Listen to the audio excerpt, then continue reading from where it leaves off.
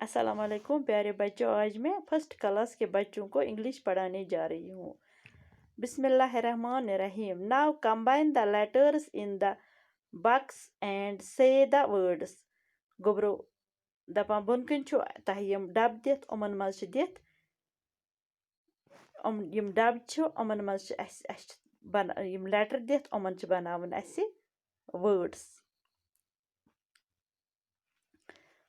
चोर बक्स और दित अकिस बक्सस पेट कन ए दित बेकिस बक्सस ई बेकिस बक्सस आई बेकिस बक्सस ओ ओरे दित मंजबाग त्रयित वर्ड ये लेटर त्रयित मंजबाग उमन बनावन वर्ड VAN वैन वैन गई अक किस्मच गाड़ी।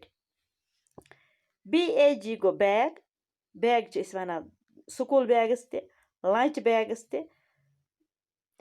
JAM गो जैम जैम गोब्रो खेवान इत पे बटर मथान इथे पे जैम ते मथान। CAT कैट कैट गई बिल्ली ब्योर। BED गो बेड बेड गो गरन मज शोंगान तमन वनान बेड। HEN क्या गो hen hen गई मुर्गी। कॉकर LEG लेग गई जंग टांग। PET गो PET क्या गो पेट पेट गो पालतू। पत आइस पे बनावन। FIG गो फिग यह गो अक किस्म मेव अंजूर वनान। ZIP जिप जिप गई चैन फेरन पेंटन तथ वनान zip. SIX go six six गई 6।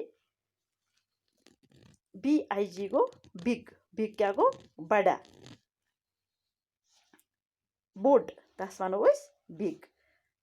GOD गो गॉड खुदा। भगवान वनान बाकी मजहब पन भगवान वनान गॉड वनान खुदा खुदाइस गॉड मुसलमान। DOG गो डॉग डॉग गो गोब्रो हून कुत्ता। TOP टॉप टॉप गो थोत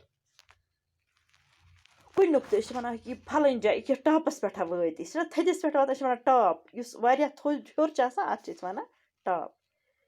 COT कॉट यह गो चारपाई। अच्छा बच्चों खुदा हाफिज।